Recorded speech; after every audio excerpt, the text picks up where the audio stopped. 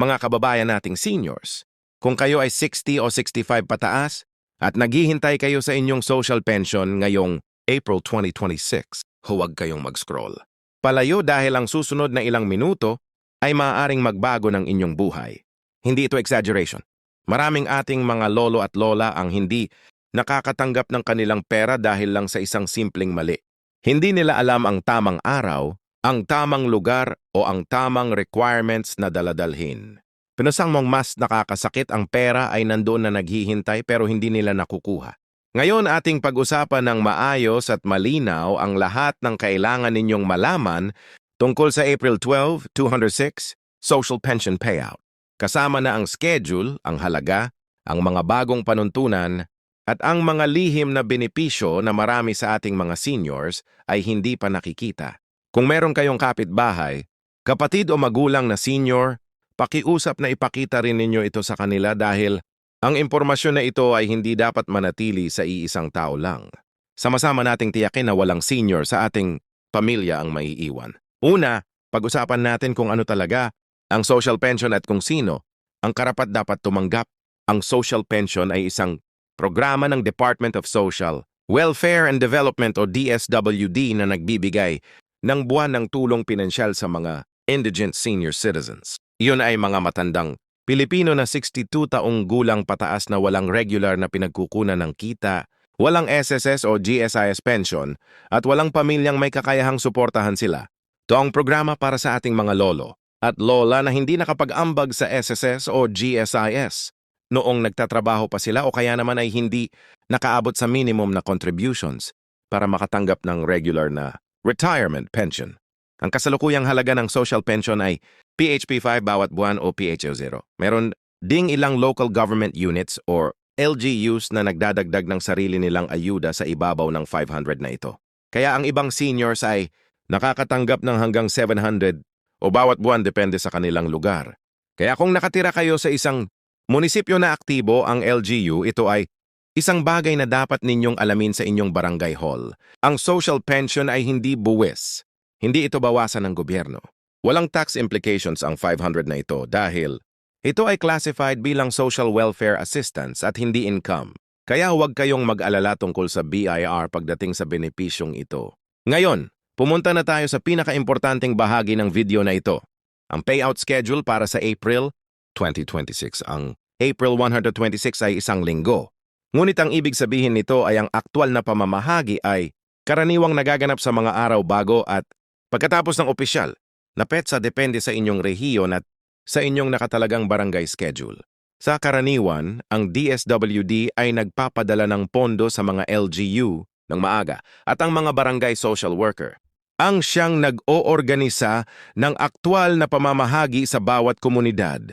Ibig sabihin kung ang opisyal na release date ay April 12, maaaring ang inyong barangay ay magsisimula ng pamamahagi simula Abril 7 o Abril 8 at maaaring mag-extend hanggang Abril 14 o April 15 depende sa dami ng beneficiaries at sa kakayahan ng inyong lokal na opisina.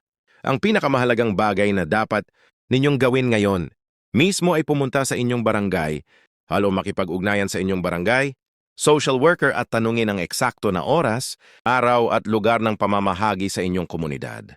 Huwag umasa sa chismis o sa narinig lang ninyo sa katabing kapitbahay. Ang opisyal na schedule ay mula sa inyong barangay mismo. Para sa mga seniors na nasa probinsya, tandaan na ang pamamahagi ay maaaring mangyari sa inyong munisipal na opisina ng DSWD o sa isang designated na lugar tulad ng barangay covered court o gymnasium. Para naman sa mga nasa lungsod tulad ng Metro Manila, Cebu o Davao, ang pamamahagi ay madalas gawin sa mga barangay, hall ng direkta o sa pamamagitan ng authorized na cash payout partners. Ito ay pwede. Kung hindi kayo personal na makakapunta dahil sa kalusugan o kapansanan, pwede kayong magpadala ng authorized representative. Nangyari inyong representative ay kailangang magdala ng inyong valid ID, isang authorization letter na may inyong pirma. At ang kanyang sariling valid ID, huwag kalimutang ihanda ang mga dokumentong ito ng maaga. Narito na ang isa sa mga pinakakaraniwang dahilan kung bakit maraming seniors ang naiiwanan ng kanilang pera. Hindi sila nakakapunta sa tamang oras o hindi kumpleto ang kanilang dalang dokumento. Kaya ngayon, Pag-usapan natin ang eksaktong mga kailangan ninyong dalhin sa araw ng payout.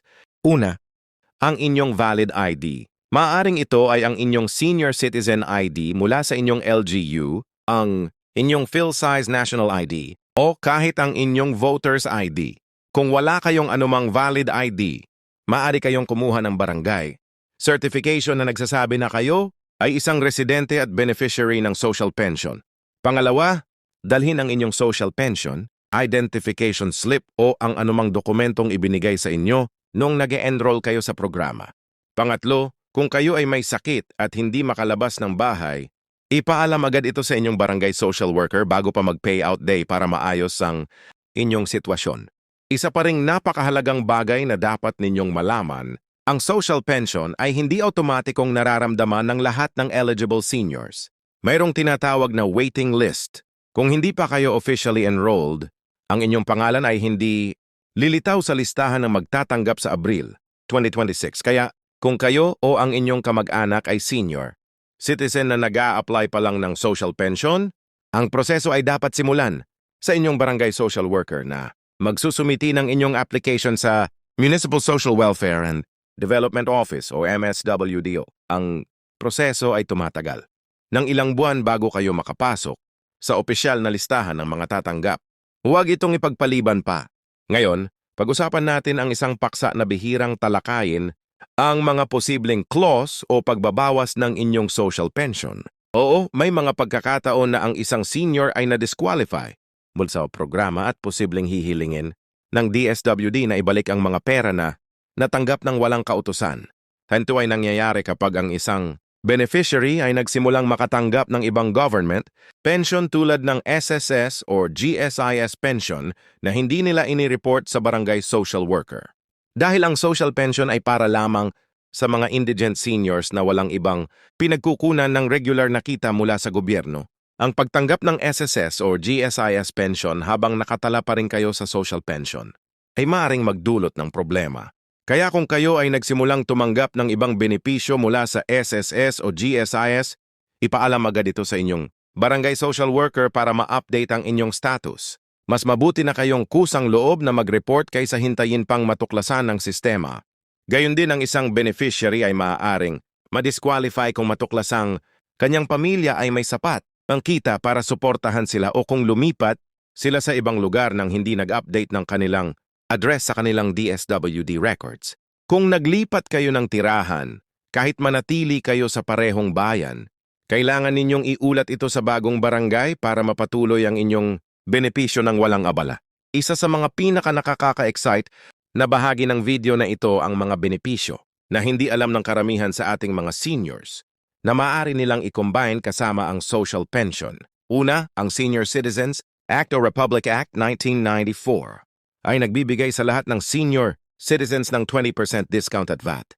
Exemption sa mga gamot, pagkain, transportasyon at iba pang serbisyo at ito ay hiwalay sa social pension. Ibig sabihin kahit na ikaw ay nakatanggap ng social pension, mayroon ka pa ring karapatang gamitin ang iyong Senior Citizen ID para sa 20% diskwento sa palengke sa botika at sa mga ospital. Pangalawa, ang PhilHealth ay nagbibigay ng libreng coverage sa lahat ng senior citizens sa ilalim ng Republic Act 1645. At ito ay otomatiko, hindi kailangan ng hiwalay na application. Ang inyong mga medical na gastos sa mga government, hospital ay maaaring masagot ng PhilHealth, ng libre o may mababang copayment. Pangatlo, ang 4PS o Pantawid, Pamilyang Pilipino Program ay nagbibigay din ng tulong sa mga pamilyang nakakatugon sa kriteriya ng kahirapan at maraming senior citizens na bahagi ng isang 4PS household ay nakakatanggap ng karagdagang ayuda. Alamin ninyo sa inyong barangay kung ang inyong pamilya ay qualified para sa 4PS dahil ang social pension ay hindi nagdi-disqualify sa inyo mula sa 4PS para naman sa ating mga seniors na nakatanggap ng SSS o GSIS pension. Mayroon din akong ilang importanteng paalala para sa inyo ngayong April 2026 para sa mga SSS pensioner. Tandaan na ang inyong buwan ng pensyon ay automatikong nire-release sa inyong Designated Disbursement Account. Maaring ito ay ang inyong UMID card account, ang inyong PesoNet-linked bank account, ang inyong e-wallet tulad ng GCash o Maya. Kung hindi pa ninyo Na-link ang inyong SSS pension. Sa isang digital account, pumunta sa pinakamalapit na SSS branch at i-request ang pagbabago ng inyong disbursement mode. Ito ay mas ligtas at mas mabilis kaysa sa pagpunta sa branch para kumuha ng check tuwing buwan. Para sa mga GSIS pensioner naman, ang inyong pension ay karaniwang nire-release sa una o ikalawang linggo ng bawat buwan. At ang pinakamabilis na paraan para ma-check ang inyong account balance ay sa pamamagitan ng GSIS Wireless Automated Processing System o GAPS na makikita sa mga ATM sa buong bansa. Isang bagay na mahalagang tandaan para sa lahat ng government pensioners. Kung hindi kayo nakapag-submit ng inyong Annual Confirmation of Pensioner Certificate o ACOP para sa GSIS o ang katumbas na certification para sa SSS, ang inyong pensyon ay maaaring masuspend habang naghihintay ang ahensya na mapatunayan na kayo ay buhay pa at patuloy na karapat-dapat. Ang ACOP ay kailangang isubmit isang beses sa isang taon. Kung hindi ninyo alam kung nakapag-submit na kayo para sa taong ito, makipag-ugnayan agad sa pinakamalapit na GSIS o SSS branch. Ngayon, bibigyan kita ng ilang practical na estratehiya para ma-maximize ang inyong retirement income bilang isang Filipino senior. Ang pinaka-epektibong paraan para mapanatili at palakasin ang inyong buwanang kita ay ang pagtiyak na natatanggap ninyo ang lahat ng programa na karapat-dapat kayo. Gumawa ng listahan ng lahat ng benepisyo na nabanggit namin ngayon. Ang social pension kung eligible kayo ang SSS o GSIS. Pension ang PhilHealth coverage ang 20%, senior citizen discount at ang posibleng FARPI ayuda. Pagkatapos alamin sa inyong barangay kung aling mga programang ito ang natatanggap na ninyo at kung aling mga programa pa ang kaya ninyong i-apply. Pangalawa, itago ang inyong pera sa isang ligtas na lugar. Maraming seniors ang nagdadala ng cash sa bahay at ito ay mapanganib. Kung mayroon kayong anak o kamag-anak na makakatulong, magtayo ng isang simpleng bank account sa pinakamalapit na bangko o kumuha ng e-wallet account na ikaw mismo ang may hawak ng PIN. Pangatlo, huwag mahiyang humingi ng tulong sa inyong barangay social worker. Sila ay nandoon para sa inyo at ang kanilang trabaho ay tiyakin na natatanggap ninyo ang lahat ng benepisyong karapat-dapat sa inyo.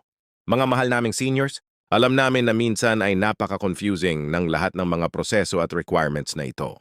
Ngunit tandaan ninyo, hindi kayo nag-iisa.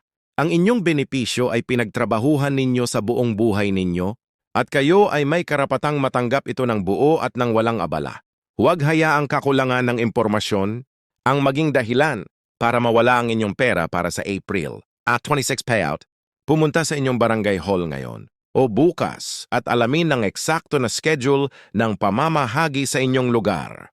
Magdala ng inyong valid ID at ng lahat ng kinakailangang dokumento. At kung mayroon kayong katanungan, huwag mahiyang magtanong sa inyong barangay social worker o sa pinakamalapit na DSWD office.